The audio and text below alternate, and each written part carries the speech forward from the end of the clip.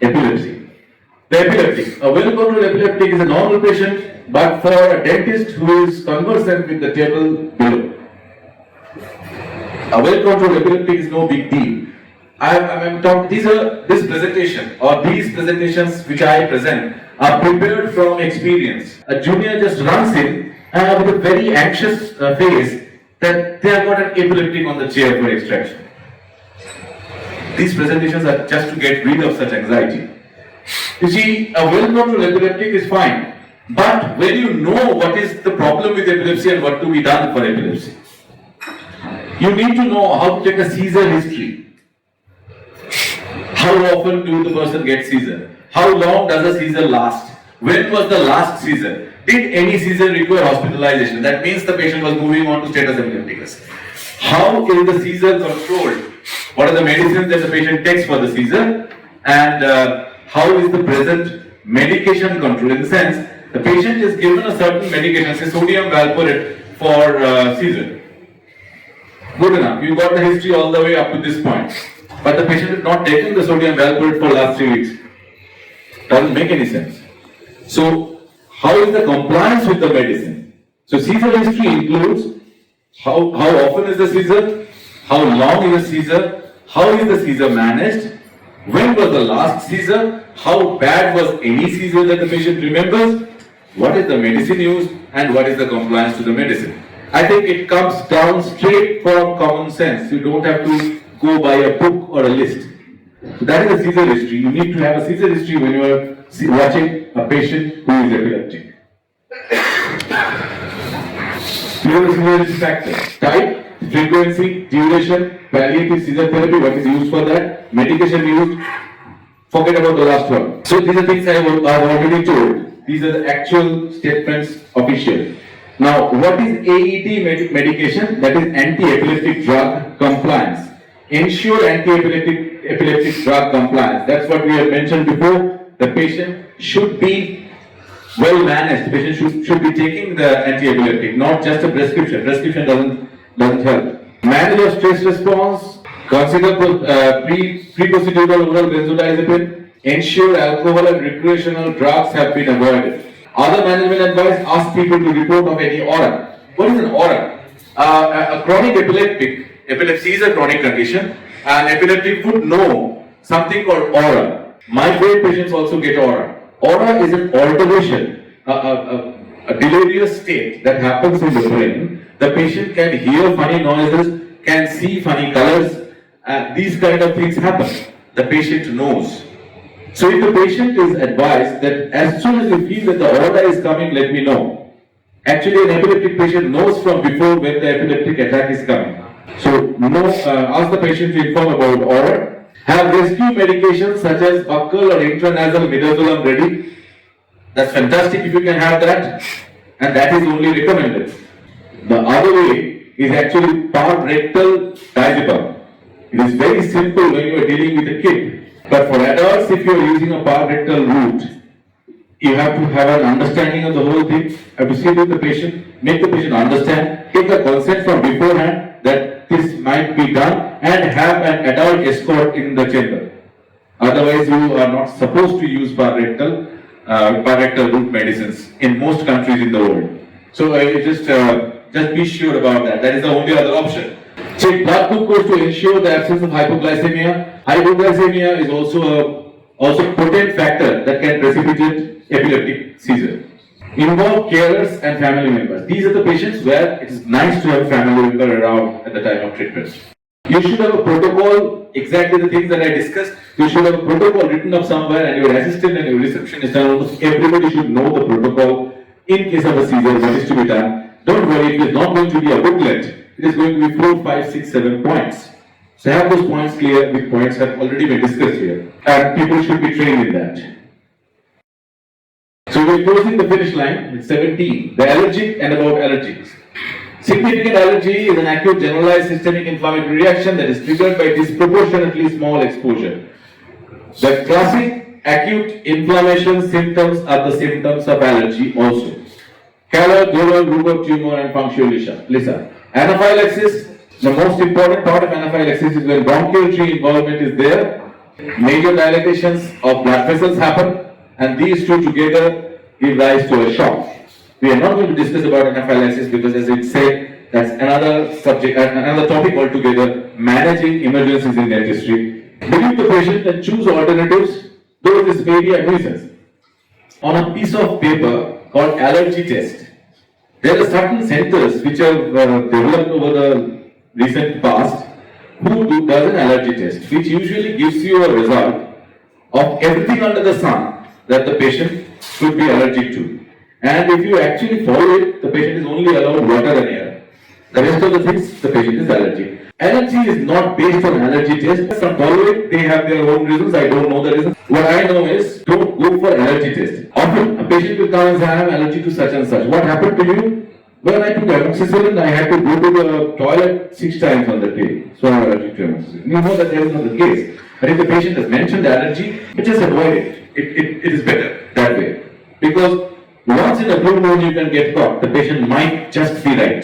The usual things in dentistry that are well known for allergic reaction, latex, penicillin and local anesthetic. Latex, yes, I myself have seen anaphylaxis starting on latex, and that was the son of a friend of mine. He was very fortunate, I didn't have to go up to adrenaline. With the initial level, we could handle it with all the basic injections of steroids, etc. It was not yet anaphylaxis, but it was going in that direction. Being trained well in it, I picked it up almost on the very first note. When the patient talked back to me, the voice was different, and after I have seen the voice was different, I also felt that the lips were getting marginally swollen. And everything has already gone in, and I was ready with the adrenaline. The patient didn't go into a full anaphylaxis. But it happens with simple latex gloves. It is real, it is not a myth. Penicillin, we all know that it is not a myth. The highest number of anaphylactic death in the world has happened with penicillin.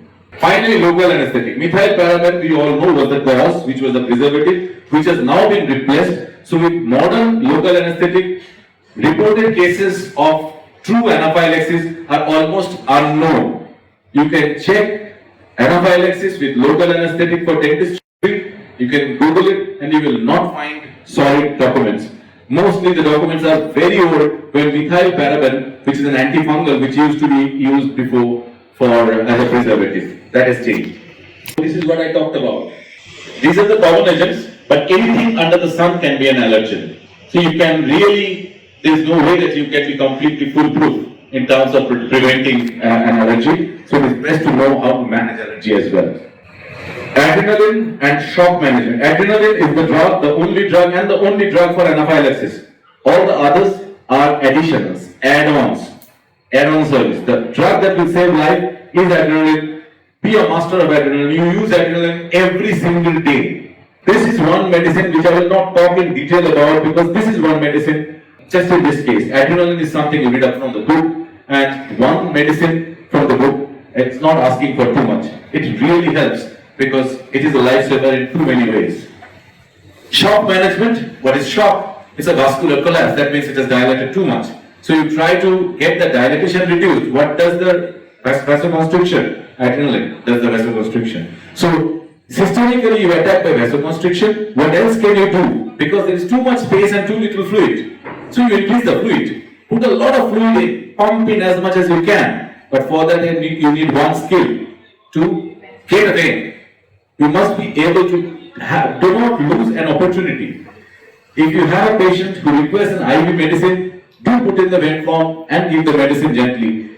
Don't lose the opportunity. Be good at placement of vein form. Hydrocortisone, chlorpheniramine and ranitidine are the 3 second-line medicines for anaphylaxis or allergic reaction. They are first line for allergy and second line for anaphylaxis. First line for anaphylaxis is adrenaline.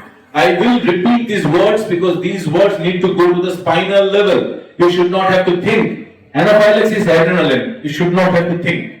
So that's how it works. Only adrenaline, and then these things start. Hydrocortisone will work long after the patient has died if you have not used adrenaline and the patient was actually having anaphylaxis. Just remember that. A dexamethasone will take hours before it works, and a shock kills people in seconds. At best in minutes. Okay? So it's very important to understand these basic subtleties.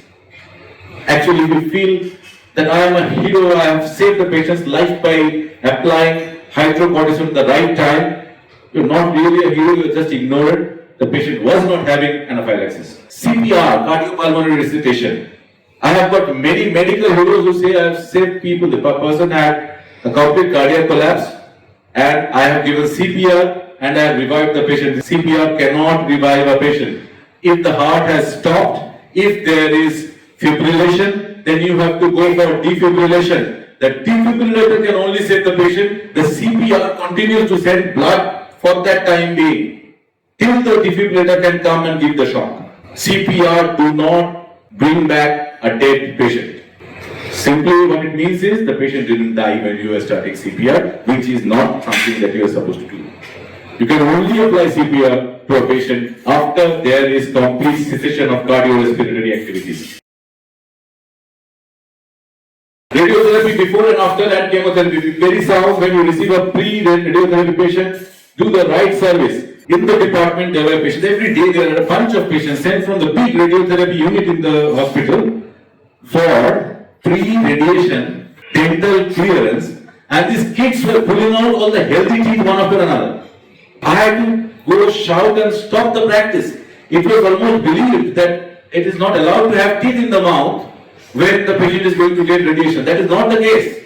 When we have a tooth which is presently decayed in such a way that now or soon later this tooth could give rise to a significant amount of infection, and on a radiated jaw that infection could lead to osteoradionecrosis. So we eliminate that possible culprit. Because now in the denture's mouth, if you make a CD, the mouth is dry. The complete denture is not going to sit in the mouth. So abstain from that, and actually that was the instruction, and not from any dentist. So now, so give the right service. Post-RT, everything changes. Everything involving the bone will lead to osteoradionecrosis. Osteoradionecrosis is beyond treatment. Do not get dumped upon. That's a very important point. A dentist who do not know a certain patient is not responsible for the oral health of a post-radiation therapy patient for mouth and jaw. Some of the people who do oral cancer surgery gives pathologic situation afterwards. The mouth is never open afterwards. Without an open mouth, you cannot have a vigilance inside the mouth. So regular reviews following cancer every 6 weeks, then every 3 months, and obviously every time they are not going to get a CT. So what are these people examining, by the way? And now this patient gets a recurrence, finally, and the recurrence they get is when the cancer is coming out through the neck. Then they get the CT, then we know that there is a cancer in the mouth, the recurrence in the mouth, and then it is inoperable, and then this patient dies. So, that we are not going to treat the patient of oral cancer who received radiotherapy, because when I do dental treatment, the patient gets osteoradionecrosis. It's just something where you have got nothing to do, you try everything and everything fails. And you know, the patient's family and the patient himself thinks that the oncosurgeon was God and you have made the life hell for this patient. That's what they think, that's what they propagate all around in their locality, in their family. If an oral surgeon is involved, it's his responsibility. An oral surgeon will never dump a patient on a dentist for handling the dental issues. They will have their own team to handle it. If they are not the primary surgeon also, because not all oral surgeons are very happy to do oral cancer. That's an unfortunate story. That's a different story. It's about training and all. But one oral surgeon or a dentist must be involved at the state of diagnosis, treatment plan, operating, radiation. Only then the dentist has got any responsibility to look after the teeth of somebody who has had radiation. Chemotherapy destroys immunity big time. Rest is your common sense. If somebody has got low immunity, we have talked a lot about it, so you know what happens. Managing chemo ulcers, methotrexate give very ugly ulcers of the mouth. You will try plenty of local measures and everything will fail if methotrexate is still on board. Oral hygiene is very important for these patients. The saving grace is that effects are not permanent as radiotherapy. Remember about something called Allergy. This new group of fantastic medicines that came in, which are called bisphosphonates, for multiple reasons, starting from simple osteoarthritis, going all the way up to bone metastasis. This bisphosphonates are prescribed nowadays and it works wonders. But bisphosphonates give rise to a condition called medicine-related osteonecrosis of jaw. Exactly same situation as osteoradionecrosis, but just from a different source. This is another point that you can note down.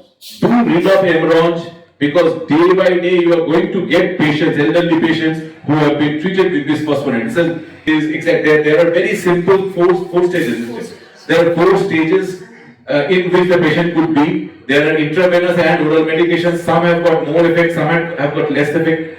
That's a very small chapter. 1 or 2 pages. Management protocol of dentistry in case of treatment with bisphosphonate. And rankle inhibitors. The nuisance. There are patients who have not got a problem, just want your attention. In the sense, the patient loves to believe that they have got a problem somewhere. Identify these patients, don't treat them. Patient in denial comes and says that I am on neurological medicine. You better know what are the psychiatric medicine there because they have got a problem. That I am under psychiatric medicine, they've got a big problem in saying so. So they will say I am on neurological medicine. Go in and check what they are under. You will find that these people are under one or the other form of antipsychotics or antidepressants. So when a patient is under this kind of neurological medicine, do check into it because their solutions are not in your book. So handle them in the right way. So be careful about these people. Some are very precious. They just like see the threshold. When some patients come on day 1, I tell them how long pain will last, etc. Simple wisdom tooth extraction under general anesthesia for wisdom tooth, etc. I said, well, you will be in a reasonable degree of pain for about 2-3 days, and you will get good medicines for that. After that, it will gradually settle.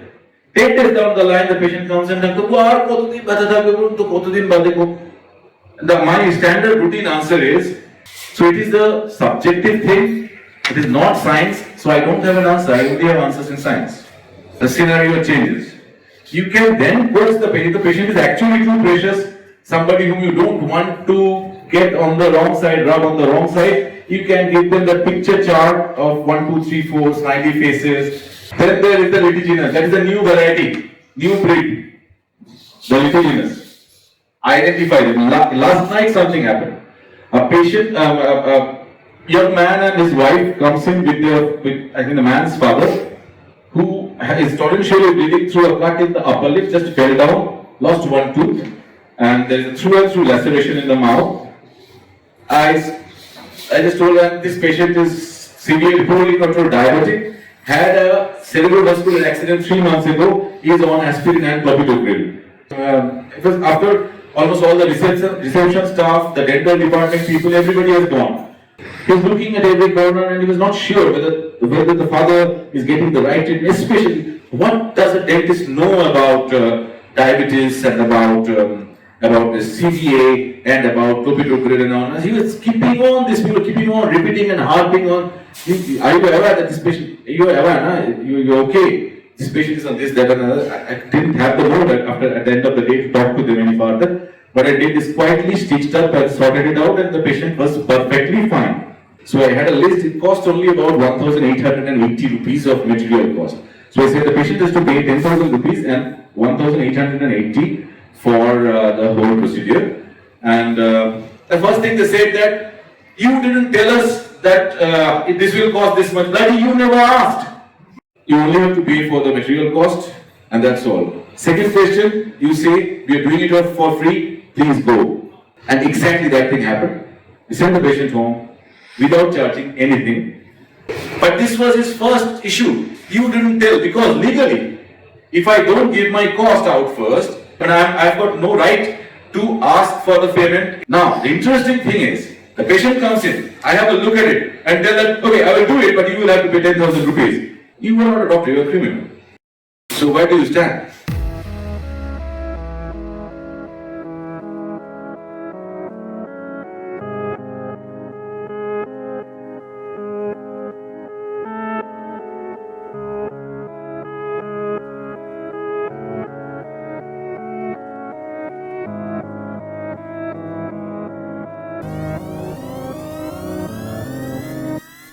it comes a time when you look at a person and you know the litigious and the nuisance. So identify the nuisance and the litigious and do it for your own pleasure if you want to help the patient out. Don't even think about what you are going to get back. And if you are not happy with it, let such patient go.